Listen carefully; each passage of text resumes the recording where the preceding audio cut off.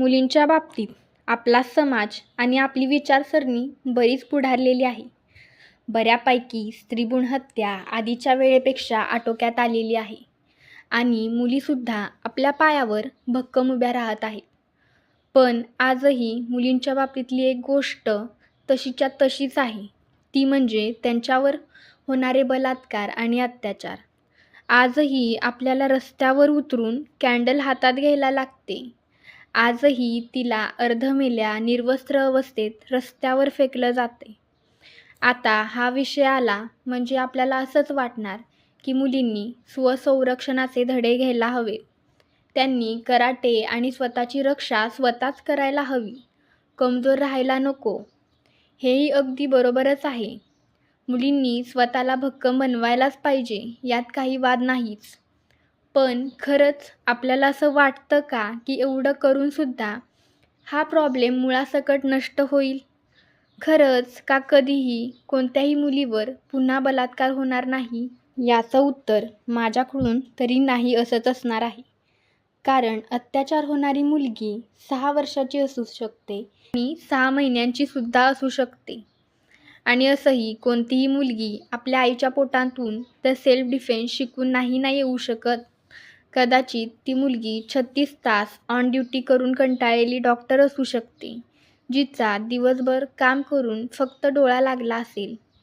सांगता येऊ शकत नाही की ती मुलगी कुठल्या अवस्थेत, कुठल्या वयात आणि कुठल्या ठिकाणी असू शकते.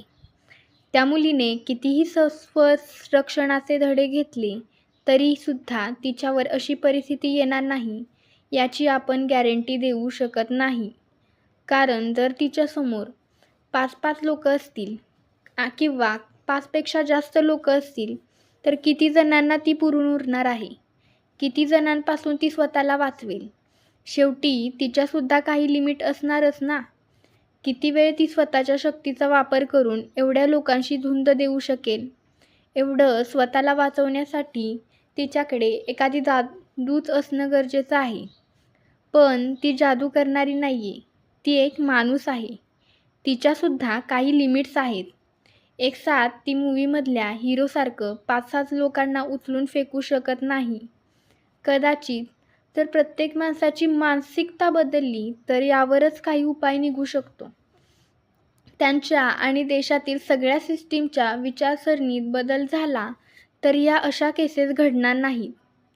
हे समजण्यासाठी आपण एका झाडाचेच उदाहरण बघूया. समजा एक झाड आहे आणि त्याची पाने पिवळी पडली. आता त्याची पाने पिवळी पडली आहेत म्हणून आपण त्या पानांवर पाणी शिंपडणार का? की त्या पानांत दोष बघत बसणार? की झाडाच्या मुळांमध्ये काही प्रॉब्लेम आहे त्यामुळे पाने पिवळी पडली आहेत हे शोधणार? कदाचित तुमचे उत्तर यापैकी कोणतेही असेल. पण पानांमध्ये प्रॉब्लेम आहे म्हणून त्यावर पाणी शिंपडायचे हे नक्कीच नसेल. तसेच बलात्कारामागे मुलींचे कमजोर असणे किंवा त्यांचे बाहेर फिरणे हे कारणच नाही. मग मूळ कारण काय आहे? असाही प्रश्न आपल्याला पडला असेल. आता काही लोक विचार करतील, कदाचित बलात्कार करणाऱ्या मुलांची विचारसरणी हे कारण असू शकतं. पण पुन्हा या गोष्टीचा खोलवर अभ्यास केला असता याचंसुद्धा हे उत्तर अगदी चुकीचं आहे. पण सगळ्यात आधी आपण ही परिस्थिती समजून घेऊया की एक बलात्कारी किंवा स्त्रीवर अत्याचार करणारा जन्माला कसा येतो. पण त्यासाठी आपल्याला त्याच्या लहान अवस्थेत जायला हवं. कदाचित त्यांच्याच नाही तर प्रत्येक पुरुषाच्या लहान आणि तारुण्याच्या अवस्थेत डोकावून बघायला हवं. तो तरुण लहान असतो म्हणजेच याचा अर्थ त्याला चांगल्या वाईट गोष्टींची माहिती नसते. मग त्या दगडाला जसा आकार तो शिल्पकार देईल तसा आकार तो दगड घेत असतो. त्या दगडाला जर योग्य दिशेने आकार भेटला तर तो दगड एका सुंदर मूर्तीत रूपांतर होतो आणि जर चुकीच्या दिशेने आकार भेटला तर कुरूप दिसू लागतो. त्याचा काहीच उपयोग होत नाही, ना बघणाऱ्याला ना आकार देणाऱ्या व्यक्तीला. आता त्या लहान मुलाचे शिल्पकार कोण? त्या लहान मुलाचे शिल्पकार हे त्याचे आईवडीलच असणार ना.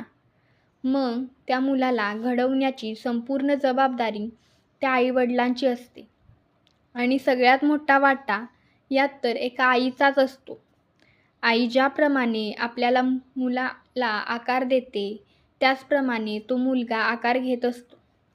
आता इथेही काही असे लोक येणारच, जे म्हणतील की या सगळ्या गोष्टींना एका आईला जबाबदार मानणे चुकीचं आहे. कदाचित हे चुकीचं असूही शकतं.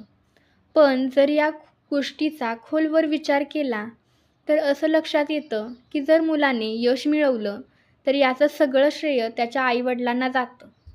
पण जेव्हा तो वाईट मार्गावर जातो, तेव्हा याची जबाबदारी कोणीच घेत नाही.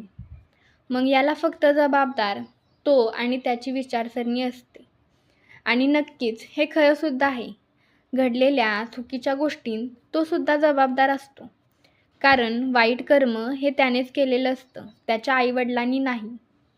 पण हे वाईट कृत्य त्याने कशामुळे केलं, यामागे असं जर इतिहासात सुद्धा डोकावून बघितलं, तर असं लक्षात येतं की शिवाजी महाराजांवर असलेल्या संस्कारांची देण ही त्यांच्या आईमुळेच आहे. आपण सगळे जिजाऊंना मानतो, त्यांनासुद्धा त्यांच्यासोबत आदरणीय मानतो. कारण त्यांनी आपल्याला एक असा राजा दिला, ज्याने आपल्या जनतेचं भलं केलं आणि एका परस्त्रीला मातेसमान आणि बहिणीसमान दर्जा दिला.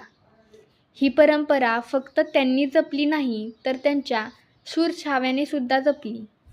आता आपण फक्त या सगळ्या चांगल्या घटनांना फक्त शिवाजी महाराजांनाच जबाबदार मानत नाही, तर जिजाऊंना सुद्धा मानतो. कारण त्यांनी फक्त त्यांचा जन्म दिला नाही, तर त्यांना चांगल्या वाईट गोष्टींची जाणसुद्धा करून दिली. त्यांना अशा प्रकारे घडवलं की आजपर्यंत त्यांच्यासारखे शिल्पकार अजूनही जन्माला येऊ शकलेली नाही. म्हणूनच मी आजही म्हणेन, आपला देश स्वतंत्र झाला, नवीन टेक्नॉलॉजी आली, पण अजूनही आपण मुलांना हे शिकवू शकलो नाही की तू तिला ज्या नजरेने बघतोय, ती हे जग चालवणारी जननी आहे. तू जिच्या शरीराचा अमानुषपणे उपभोग करून घेत आहेस, तिच्या शरीरात नवीन जीव निर्माण करण्याची दैवीय शक्ती आहे आणि या शक्तीने तुला सुद्धा जन्माला घातले. पण नाही, आपण त्यांना हे कधी शिकवू शकलोच नाही. आपण काय शिकवलं त्यांना? काहीच तर नाही. ज्या वयात मुलगा आणि मुलगी दोघांना स्वयंपाक शिकवायला हवा, त्या वयात आपण काय म्हणतो? हे फक्त मुलीनेच करायचं असतं. का? फक्त घरातली कामे मुलीनेच का करायची? त्यांनासुद्धा कळू दे ना. आपण जे जेवण मिटक्या मारत खात असतो आणि हे कमी पडलं, हे जास्त झालं, याचं ज्ञान देत असतो, ते बनवताना किती संघर्ष करावा लागतो, कळू दे ना त्यांना. आपण मुलींना फक्त घरातली कामे तर करतेस असं तोंड करून म्हणत असतो, ते कामसुद्धा सोपं नाही आहे.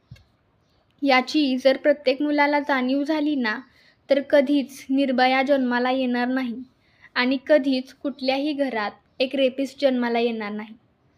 पण नाही, आपण स्वतःच कधी सुधारणार नाही. आपण त्यांना कधीच याची जाणीव करून देणार नाही की ज्या मुलीला तू ओरबाडत आहेस, जिच्यावर बलात्कार करत आहेस, ती कुठला त्रास सहन करत असेल. मुळात त्याला याची जाणीव असतीच, तर त्याने हे कृत्य करण्याआधी लाख वेळा विचार केला असता. कशी मानसिकता तयार करत आहोत आपण त्या मुलांची? हो, आपणच. त्यांना असं दाखवून देत आहोत की स्त्री ही त्यांच्या हातातली एक बाहुली आहे, जिच्याशी ते कसंही वागू शकतात. मनाला येईल तेव्हा तिचे केस, हात, पाय उपटून काढू शकतो आपण. आणि यातून समाधान नाही झालं, तर तिच्या स्त्रीला सुद्धा अमानुषपणे फाडून काढू शकतो. कशासाठी? तर फक्त त्यांच्या क्षणिक आनंदासाठी आणि त्यांच्या पुरुषप्रधान संस्कृतीला ट्रेंडिंगला ठेवण्यासाठी. लाज वाटते की आपण अशा समाजात राहत आहोत, जिथे मुलींनी घर सांभाळत कर्तृत्व गाजवून आपली कर्तव्ये पार पाडली, तरीसुद्धा त्यांना वाईट नजरेने बघितलं जातं. त्यांच्यावर बलात्कार करून त्यांची चिरफाड केली जाते. ही लांडगे तर असं समजतात की ती मुलगी त्यांच्या बापाच्या मालकीची आहे. विचार करा, जेव्हा एखादी आई आपल्या मुलीला निर्वस्त्र, चिरफाड केलेल्या अवस्थेत बघते, तेव्हा तिची काय अवस्था होत असेल. जिला 9 महिने स्वतःचं रक्त संचित करून वाढवलं आणि जन्मानंतरसुद्धा तिला एवढं जपलं, तेच कोणीतरी येऊन तिचं रक्त अशा प्रकारे नष्ट करतंय. ज्या बापाने आपल्या वयात आलेल्या मुलीला कधी कपडे बदलताना तर लांबच, पण कधी अर्ध्या कपड्यातही बघितलेलं नसतं, तोच बाप ज्यावेळी आपल्या मुलीला अशा अवस्थेत बघतो, तेव्हा काय वाटत असेल त्या बापाला? त्यांनी याच दिवसासाठी त्या मुलीला जन्माला घातलं होतं का? की कुठल्या तरी नीच माणसाने आपल्या मुलीला उद्ध्वस्त करून टाकावं म्हणूनच तिला एवढं जपलं होतं का त्यांनी? विचार करा, कारण विचार करणं खूप गरजेचं आहे. विचार करा, जेव्हा 9 महिने पोटात वाढवून त्या मुलीला 20-30 वर्ष हाताच्या फोडाप्रमाणे जपलेलं असतं, जेव्हा त्याच मुलीला समोर ठेचलेल्या, ओरबडलेल्या, फाडलेल्या, जळालेल्या अवस्थेत बघितल्यावर काय वाटत असेल त्या आईबापाला? तिचा एक एक अवयव जो आईच्या पोटात इतक्या बारकाईने आणि वेळ घेऊन तयार झालेला आहे, तोच आज तुटलेल्या, फाटलेल्या अवस्थेत आहे. आज तिचे डोळे एका फुटलेल्या काचेप्रमाणे दिसत आहेत. तिचे हात धडापासून वेगळे झालेले आहेत आणि तिचे पाय शरीरापासून वेगळे झाले नसले तरी गळून पडल्यासारखे दिसत आहेत. विचार करा त्या आईबापाच्या जागेवर उभं राहून. त्यांच्या सुंदर बाहुलीला जेव्हा कोणी विद्रूप रूप देतं, तेव्हा काय वाटत असेल त्यांना? किती रक्त उसळत असेल त्यांचं? जर हा विचार प्रत्येकाने केला आणि आपल्या मुलांना वेळेआधी शिकवलं तर कधीच कुठली निर्भया जन्माला येणार नाही आणि कधीच रस्त्यावर कुणाला कॅन्डल घेऊन न्यायासाठी तरसायला लागणार नाही.